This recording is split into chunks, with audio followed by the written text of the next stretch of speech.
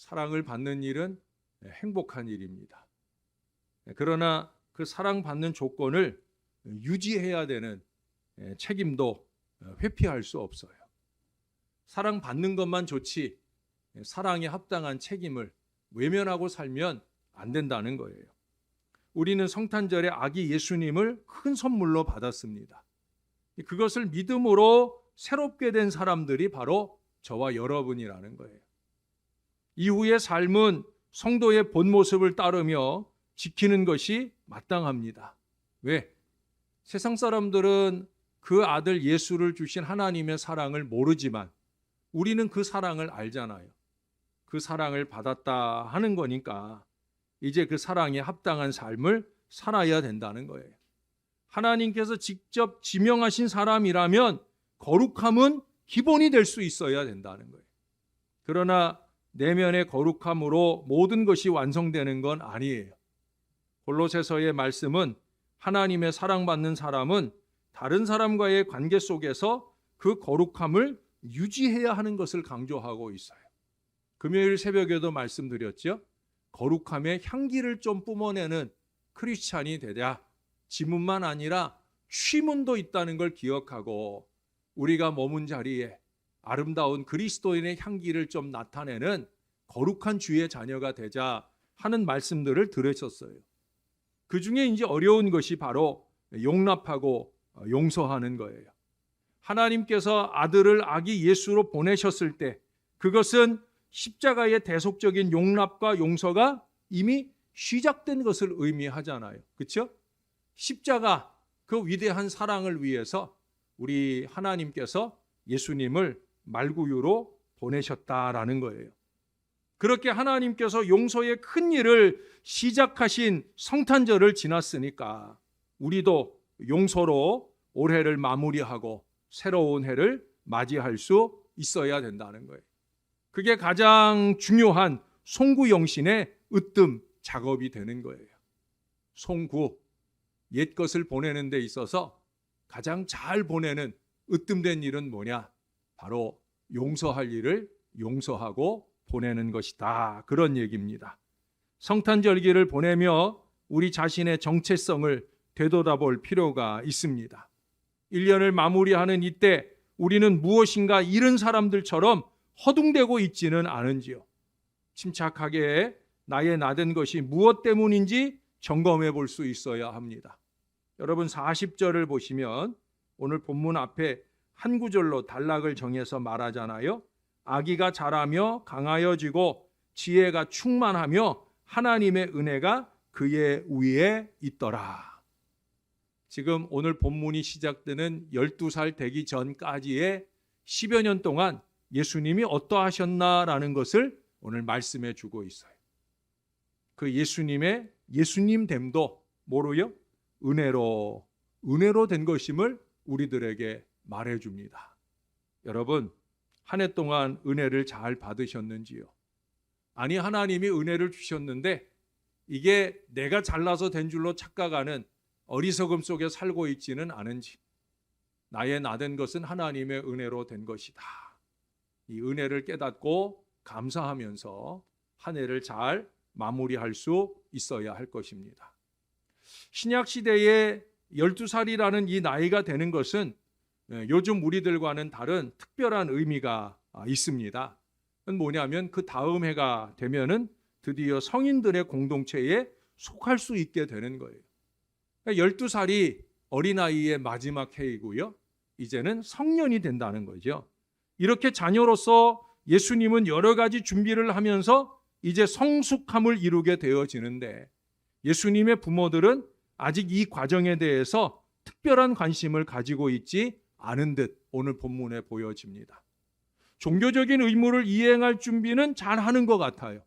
12살의 이 아들을 데리고 성전에 가는 걸 보면 그런 것 같아요.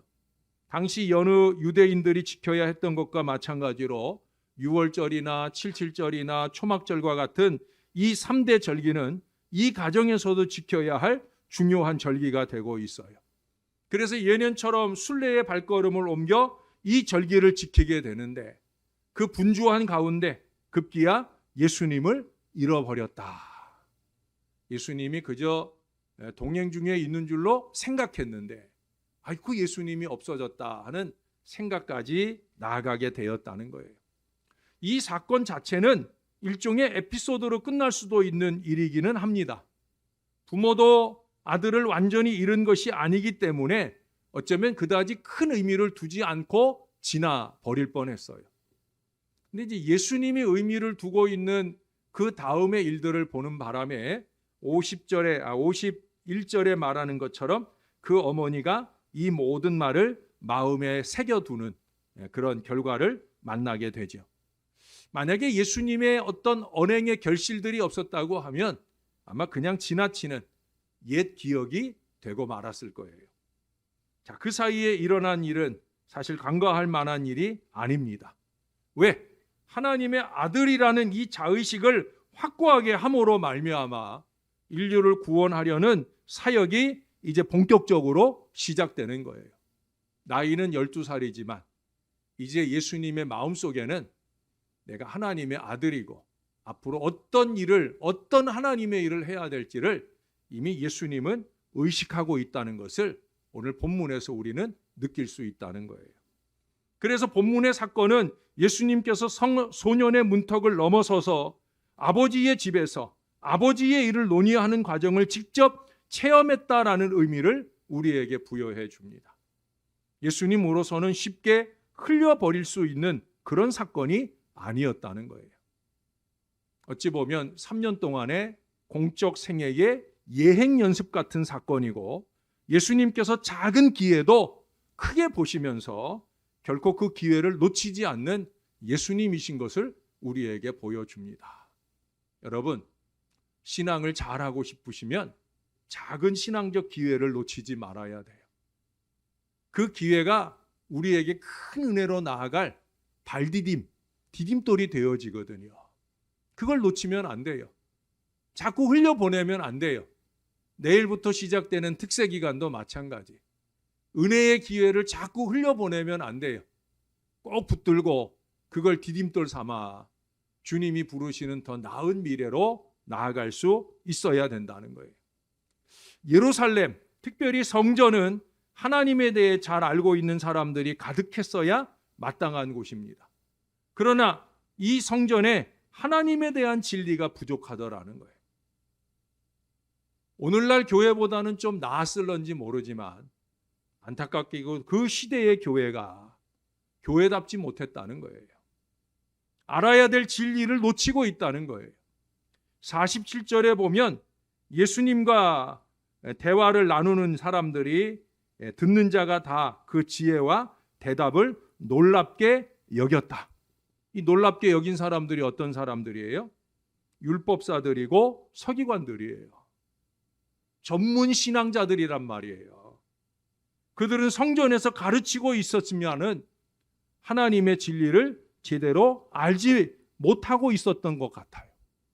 참 가슴 아픈 일입니다. 기본을 모르고 있다는 거예요. 율법교사면 적어도 이런 정도는 알아야지.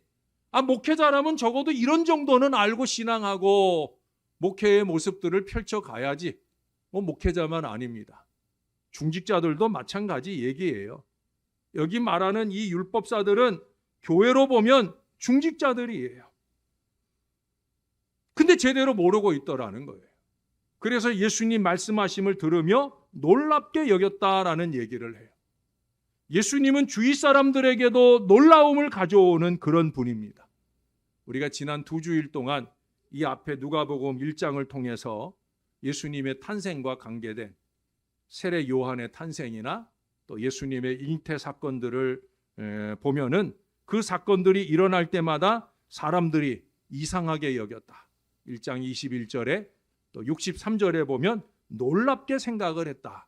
이런 표현들이 많이 나와요. 이렇게 예수님 자신의 탄생과 관련해서도 놀라움을 불러일으켰다는 거예요. 또 우리가 어제도 보았던 2장 말씀에서도 보면 탄생을 목격하고 그것을 말만 했는데도 2장 18절에 보면 놀랐다라는 얘기가 나오고요. 아기인 예수님을 맞이하여 안았을 때 탄성이 터져 나오는 것도 놀라움을 가져온 그런 이야기로 이 앞에 33절에서 말씀을 하고 있습니다. 예수님은 놀라움이에요. 사랑하는 여러분, 예수님에 관한 하나님의 말씀을 접할 때마다 우리는 새로운 놀라움으로 감동받아야 돼요. 무엇을 많이 알기 때문에 놀라지 않는 게 아니에요. 오히려 말씀을 잘 알고 있을수록 그 알고 있는 것은 새로운 진리 앞에서 뜨거운 은혜로 놀라움을 감동하고 있다는 것, 이것을 우리가 잊지 말아야 됩니다. 여러분, 오늘 본문이 주는 이 12살 예수님의 놀라움은 우리의 상상을 뛰어넘는 탁월함에 대한 놀라움이에요. 이때 예수님의 탁월함은 자랑하거나 위화감을 조성하는 것이 아니었어요. 혼돈을 질서로 만드는 탁월함입니다. 무지를 지혜롭게 하는 탁월함이에요. 질서를 무너뜨리는 것은 지혜가 아니에요. 그냥 잘난 척이죠. 완장 하나 쥐어줬더니 그저 완장차는, 그 완장차고 설치는 것에 불과한 어리석은 지혜로는 절대 하늘의 지혜를 따라갈 수 없는 거예요. 물론 여기 부모를 포함한 어른들은 혼란에 빠져 있어요. 그러나 예수님은 질서 가운데 계십니다. 그 지혜가 나중에 더 자랐다고 52절에 보시면 예수는 지혜와 키가 자라가며, 키가 자라는 것보다 더 중요한 건 지혜가 자라는 거예요. 우리가 신앙의 나이가 먹는 것보다 더 중요한 것은 지혜가 자라는 거예요. 예수님은 지혜가 자라셨다는 거예요. 40절에서도 아까 그런 말씀을 들려주었잖아요. 지혜가 충만하며 지혜가 자라가며, 이게 신앙의 목표가 되어야 된다는 거예요. 이미 이전에 지혜가 충만하다는 거예요. 근데 거기서 만족하지 않고 또 다른 지혜로 자라가는 모습을 예수님이 우리에게 교훈하고 도전하셔요. 하늘의 지혜는 끝이 없어요. 신학을 몇 년 공부하고 몇 년 신앙생활하고 이거 다 소용없는 얘기예요. 하나님 자신이신 예수님조차도 지혜가 충만한데 거기에 더하여 지혜가 더 자라가시는 이 겸손한 모습을 우리에게 보여주셔요. 그렇기 때문에 부모들이 다 떠나간 성전에 홀로 남아있지만 여전한 침착함을 유지할 수 있을 정도로 우리 예수님은 지혜로우셨다라는 걸 보여줍니다. 여러분, 예수님은 여느 아이들과 같은 성장기를 거쳤지만 그것으로 말미암아 하나님의 아들됨을 잃어버리지 않으셨다는 거예요. 인간의 흔적으로 얼룩진 당시 유대교에 완전히 동화되지 않으셨다는 거예요. 유대교로 양육을 받았지만 유대교에 물들지 않았다라는 사실을 보여줘요.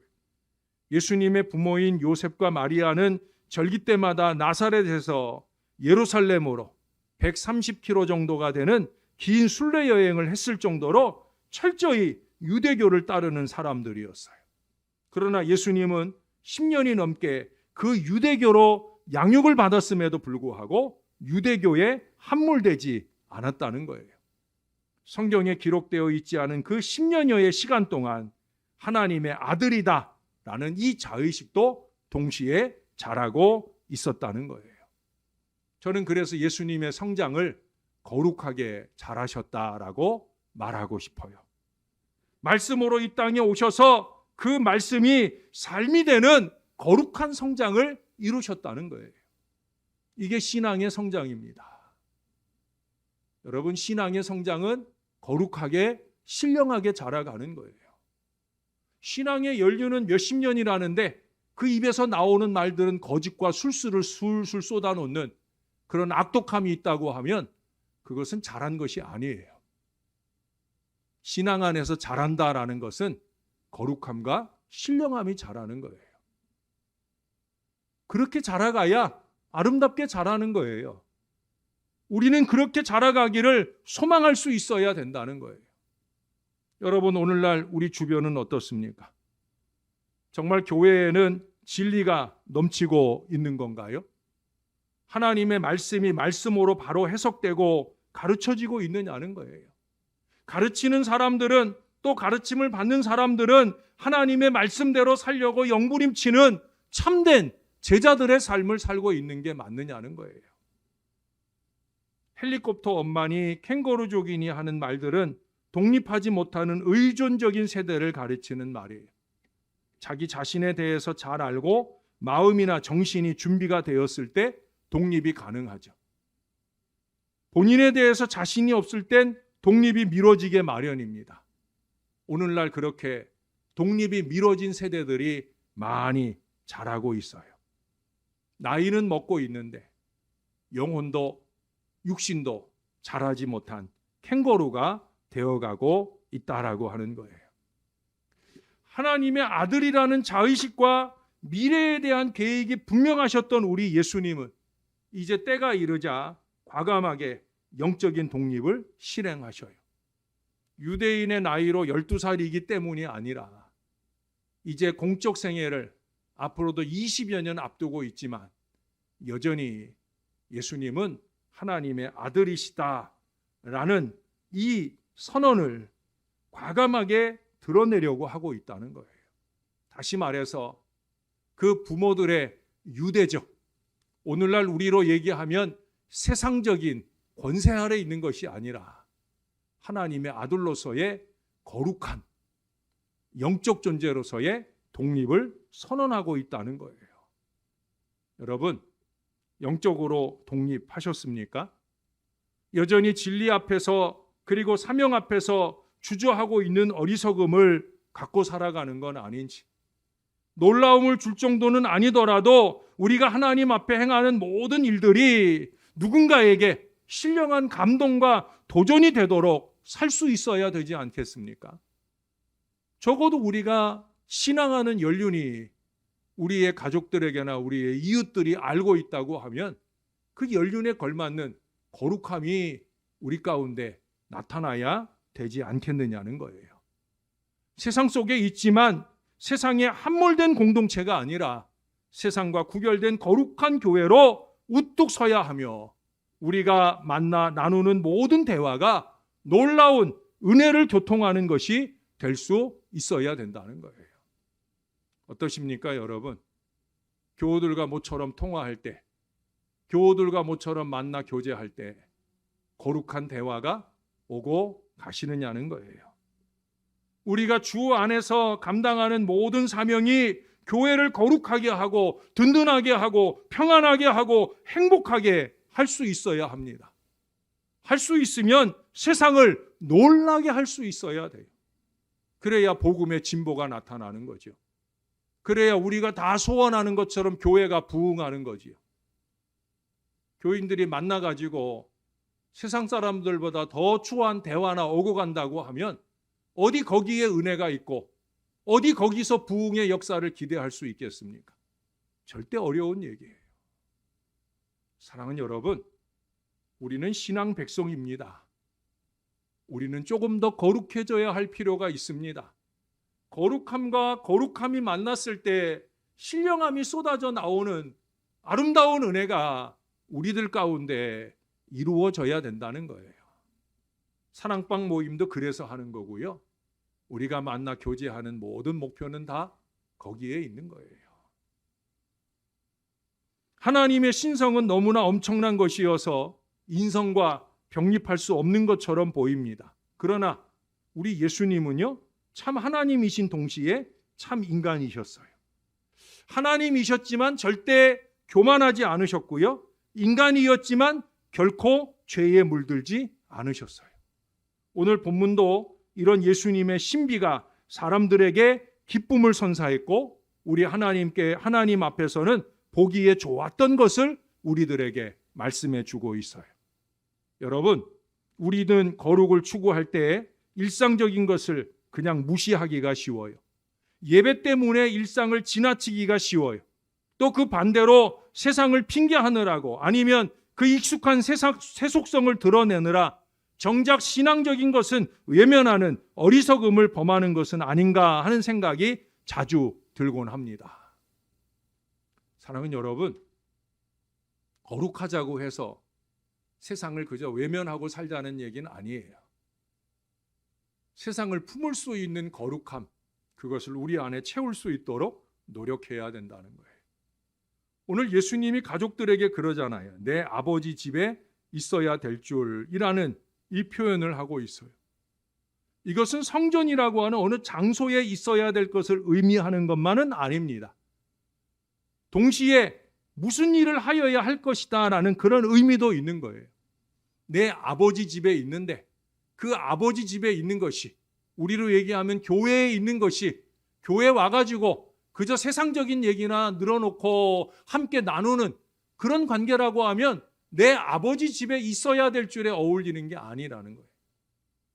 내 아버지 집에 있어야 될 줄이라고 하는 것은 몸도 교회에 있고, 기왕에 우리가 교회에 있는 김에 여기 예수님처럼 듣기도 하고 묻기도 하는 일들이 하늘의 새로운 지혜를 피차에 주고받는 은혜로운 시간이 될 수 있어야 된다는 거예요.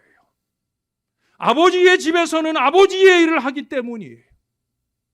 부모와 떨어져 있을 때 예수님께서 다른 일을 하실 것이 아니라 아버지 집에서 아버지의 일인 진리를 드러내고 그런 것을 바르게 잡아가는 일을 하는 것, 그것이 당연하다라는 것을 의미하는 바로 그 말씀이 오늘의 말씀이에요.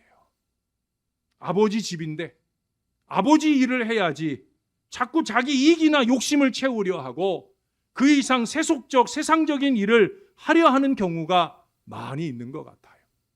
입으로는 하나님의 일을 말하고 교회 일을 하는 것처럼 보이지만 실제는 뒤에서 자기 유익을 도모하고 심지어 불이한 이익을 추구하기도 하는 어리석음을 범하기도 해요.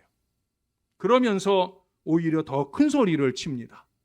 그런 사람들을 보면 그동안 신앙생활을 제대로 안 한 게 분명하다 하는 참담한 생각이 들곤 합니다. 그게 자신을 망치고 교회를 흔들기도 합니다. 그보다 더 걱정스러운 것은 앞으로가 더 심각하게 걱정이 되기도 한다는 거예요. 여러분, 50절의 말씀처럼 교회에 있고 하나님의 말씀을 듣지만 깨닫지 못하고 살아서 그런 거예요. 그 부모가 그가 하신 말씀을 깨닫지 못하더라. 그 교인들이 목사가 하는 하나님의 말씀을 깨닫지 못하더라. 가정과 교회에 얼마나 불행한 선언입니까? 사랑하는 여러분, 우리는 그런 관계가 되면 안 돼요. 우리 예수님처럼 놀라운 신앙적 감동을 일으킬 신앙의 변화로 2022년을 맞이해야 합니다. 부족한 종은 우리 예수님처럼 더 진리를 깊게 깨닫고 말하는 사람이 되어야 하고, 여러분들은 종이 말하는 하나님의 말씀을 잘 깨달아 마음에 지키어 생각하는 하나님의 사람들이 되셔야 된다는 거예요. 그건 저절로 이루어지는 일이 아니잖아요. 말씀과 기도로, 말씀과 기도로 더욱 거룩하게, 더욱 신령하게 자라가실 수 있어야 된다는 거예요. 예수님의 부모는 예수님이 하나님의 아들임을 알고 있었다면 그렇게 당황해서는 안 될 일일 거예요. 그러나 이성을 잃게 하는 이 사건을 겪으며 몹시 당황했던 것 같아요. 이는 하나님의 일하심에 대해서 완전히 신뢰하지 못했기 때문이에요. 우리 지난 주일에 들었잖아요. 1장 38절에 마리아가 뭐라고 고백했어요? 주의 여종이오니 말씀대로 내게 이루어지이다. 12년 전에 예수님이 어떤 아이였는지 그 태생부터 보고 듣고 알았던 것을 기억했다고 하면 천군과 천사라도 동원해서 지켜주실 것을 기억해야 맞는 거잖아요. 지금 이렇게 허둥지둥할 일이 아니잖아요. 예? 하나님의 아들이신데 하나님이 알아서 지켜주시겠지라고 생각해야 했을 거예요. 이렇게 허둥지둥 경황이 없었던 부모와 달리 예수님은 비록 어렸지만 당황하지 않으시잖아요. 인간의 몸을 입어서 연약한 상태가 분명했지만 결코 두려워하지도 않았어요. 하나님의 사랑 안에 있음을 익히 알고 있었기 때문입니다. 더 중요한 건 뭐예요? 내 아버지 집에서 내 할 일을 알고 있었다는 거죠. 육신의 보호자와 떨어져 있지만 독자적으로 거룩한 행동을 하실 수 있었던 이유가 바로 여기에 있어요. 여러분, 예수님의 성자됨에 인간의 도움은 전혀 눈에 띄지 않아요. 어린 예수님을 찾았을 때 육신의 부모는 예수님을 책망하기에 바빴어요. 이때 예수님은 하늘의 성부 아버지를 떠올리셨어요. 예수님이 예수님 되신 것은 하나님으로부터 출발하는 거잖아요.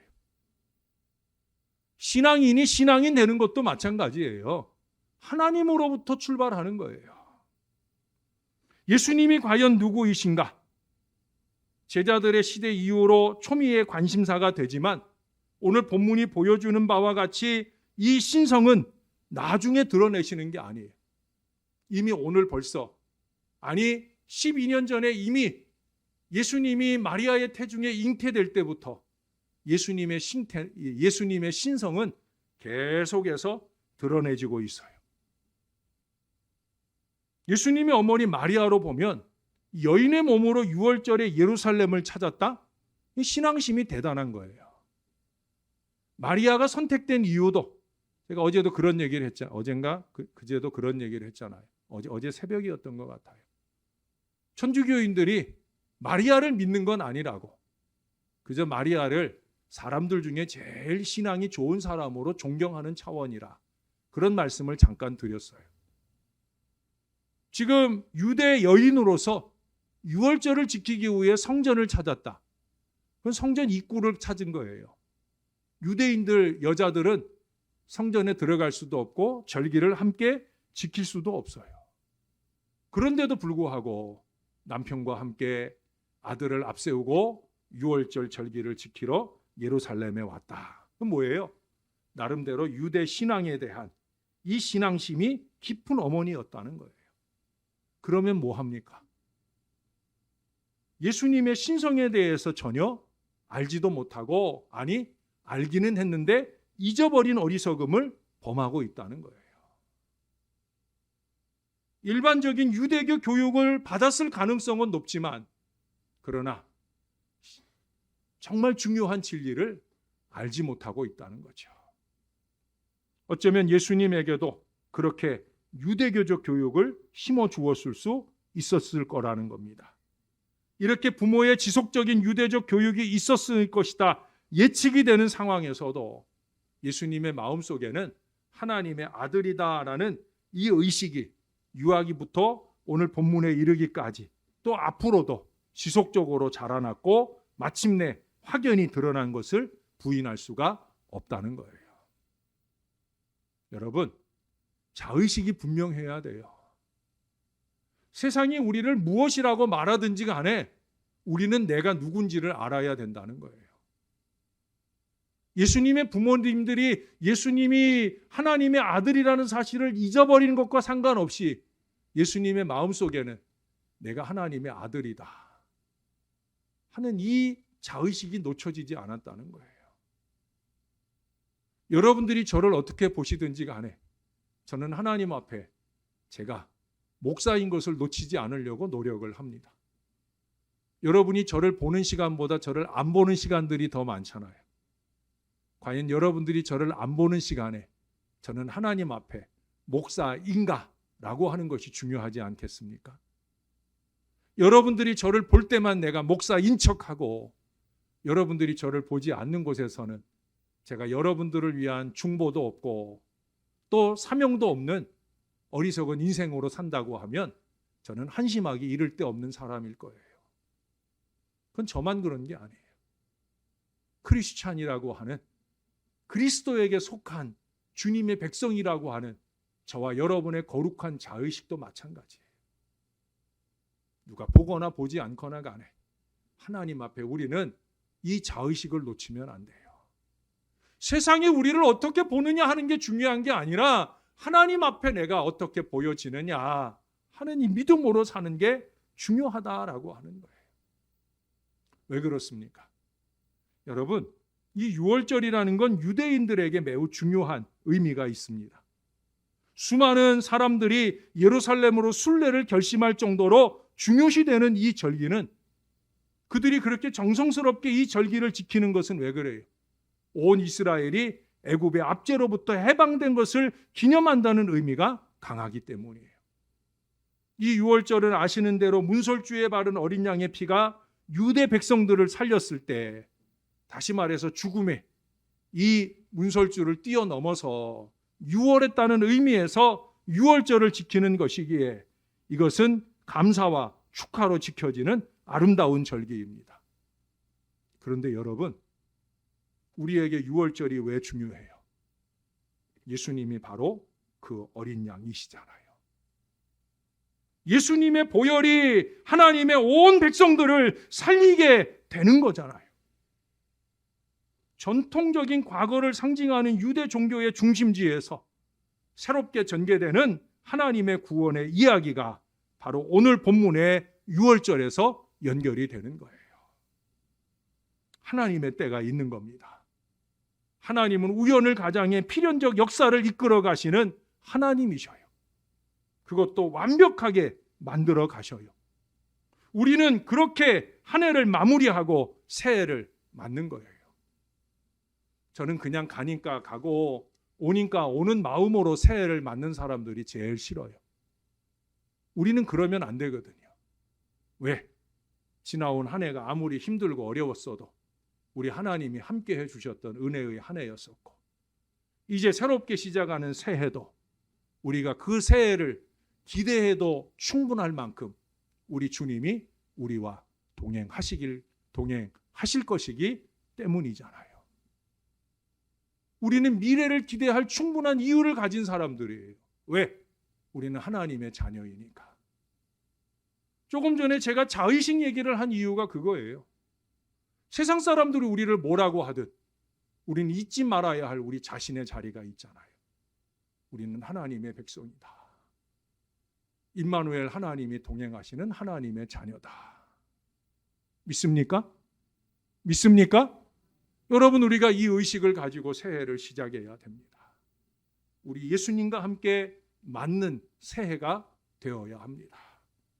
예수님은 하나님의 아들이시지만 동시에 철저하게 인간이셨어요. 오늘 본문이 비록 하나님을 아버지로 둔 예수님의 자의식이 뚜렷하게 드러나는 본문이기는 하지만 결코 인간으로서의 예수님이 지워지지도 않아요.